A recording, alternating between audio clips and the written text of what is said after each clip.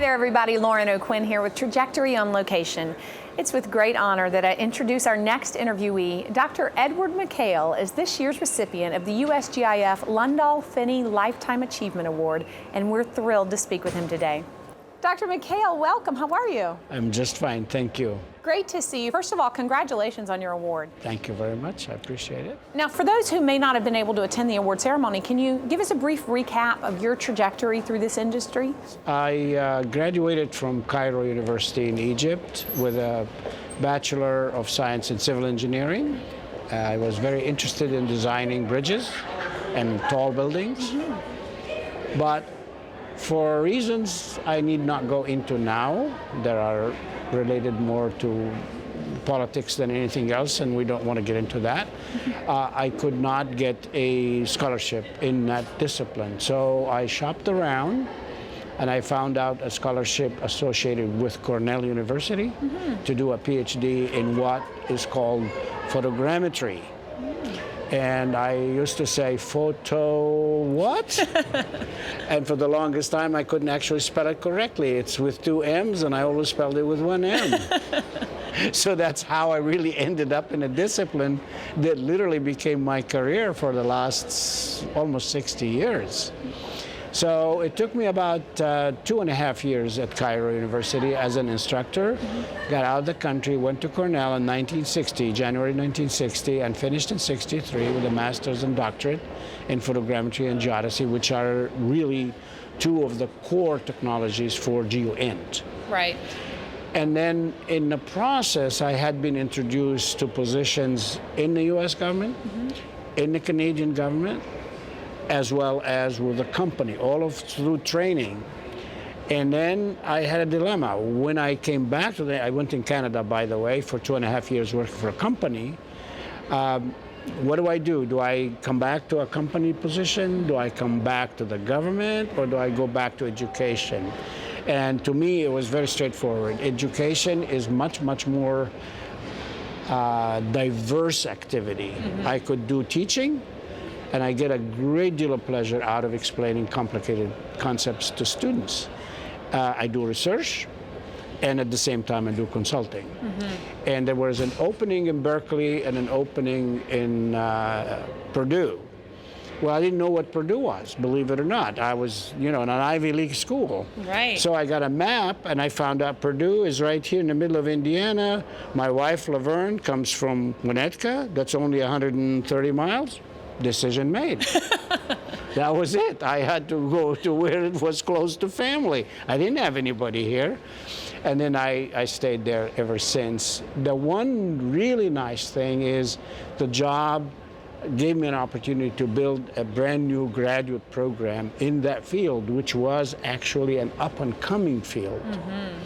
And once I established the program, I looked around, and you will be pleased to know that within 6 months, I drove to St. Louis and visited what was called the Aeronautical Chart and Information Center, which is an Air Force organization that's a predecessor to the NGA. Oh, wow. And the gentleman who was running it was none other than Mr. Finnie.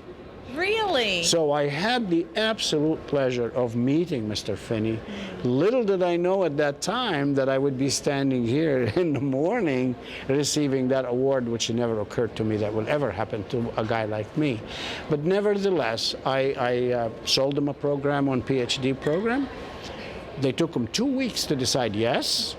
And from then on, I trained very nearly 40 doctorates and almost 300, 400, 500 masters, many of whom went back to this community. So I supported ACIC. I spent summer at the Army Map Service, and that was the two components that eventually made the DMA, which became the NGA. And then through and I really take very small credit, because when you have really smart students, you can almost learn as much from them as you do teach them. I mean, sure, you can teach them, but is giving them the opportunity to develop their own innate ability. That's why I was really surprised I got the award. Those are the guys that should get it, not I, you know. And nevertheless, they went on and they became extremely effective in moving that technology. Now, as I progressed and started doing some significant consulting, I literally worked to multiple components.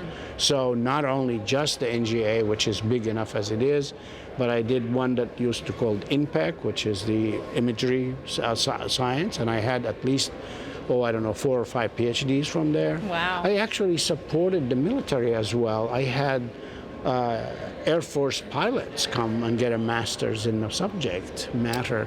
And the most impressive really was an F-16 pilot. Those guys are enormously amazing people. You look at them, they look so normal, very average. They're sharp, they're capable, they're honest, they're unbelievable. So I had military people from the Air Force, from the Army. I supported the Army research labs. And then lately, I even supported the NRO, which, by the way, that was a classified title. NRO was not even known at that time. I just met a gentleman that he said, Ed, you don't remember me? I said, I sure do. He said, I wrote you a contract to help work for me. Wow. So that's how I really got into the discipline. And I never really went outside that. And what was most rewarding is that I did not only teach, I did my own research, I did my own writing, and again, I really hate to say things about myself, but you know, I wrote about 7 or 8 books and manuals and stuff, and that's how you spread your name. But I truly enjoyed working also hands-on when I went to these. To this day, I was in St. Louis, which is one of the 2 components of the NGA, working for the NGA. The only thing I never did was serve in the military. The greatest day in my life was when the Egyptian army rejected me because I had glasses. I thought that was a very good compliment. The last thing I wanted is to serve in the Egyptian army. That worked out for you. Yeah, absolutely. Now, you mentioned Mr. Finnie. You actually received an award named after 2 great American patriots, Arthur Lundahl and Thomas Finnie. What does it mean to you personally to receive an award in their name? It's just, it's beyond description, because when I met him, obviously he was I was very young. I was not even 30 years old when I met him. I was like 29, 28. And I was extremely impressed with the fact that he was very gentleman, truly a gentleman. You know, he treated me like a very important person, and you know, you don't expect that from people, you know, running an organization like that. But what impressed me is he was really interested in advancing the technology, and I had something brand new. I mean, photogrammetry was very young at that time, you know, and we were just kind of pushing the envelope.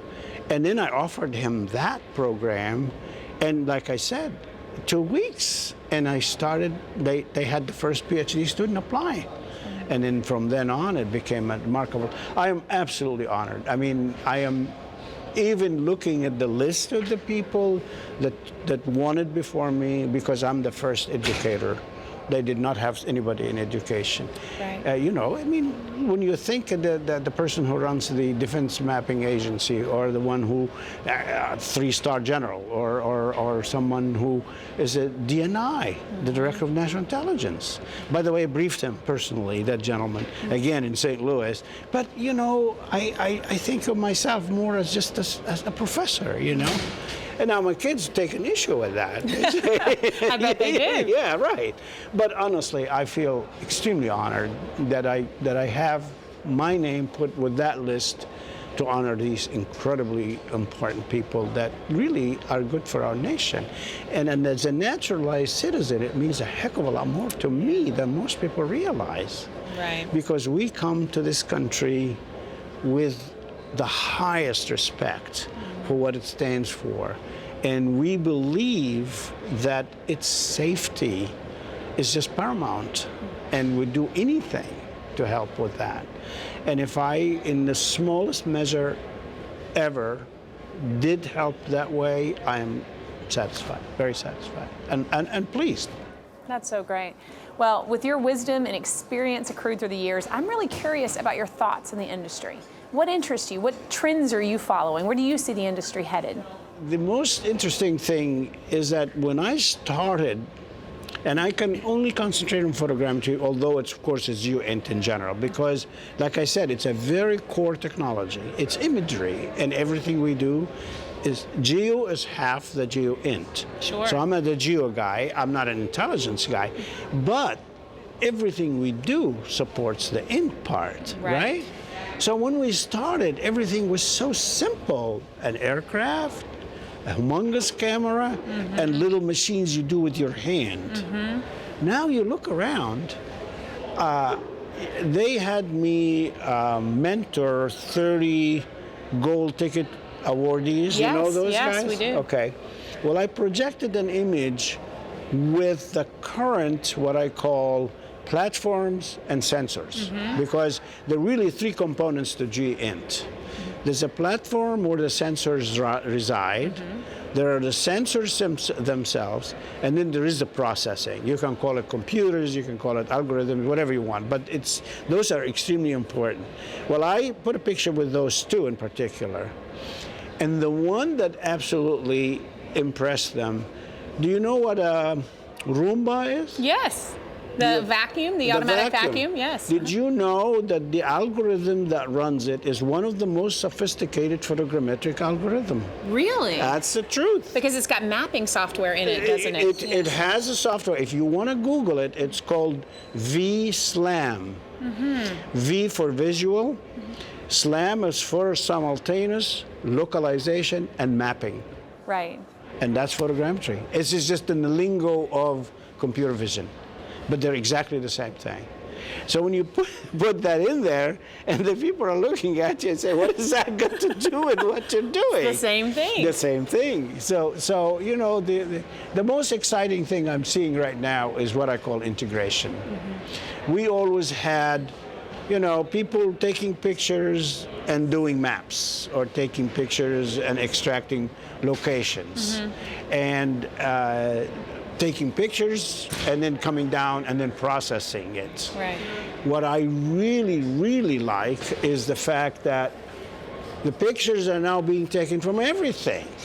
You've got these little helicopter-like ones with 8 of them that are completely unmanned. You've got laser scanners that just spin around, get the data. The remarkable thing is, since I'm really more of a mathematician, I'm an engineer, of course, but I know mathematics, so I'm one who writes the math for these things, so it didn't matter to me really where it came from. Right. You know what I'm saying? So now I look at all of this and say, my God, all of the stuff I did in these books is still applicable, no matter where it comes from. Even though the technology has evolved so much. Oh, it just evolved so much. It advanced so much. Dr. Mikhail, it has been an honor and a pleasure to talk to you. You have so much to teach us. Thank you so much. Thank you so much for stopping by. My absolute Congratulations. pleasure. Thank you so much. Thank you.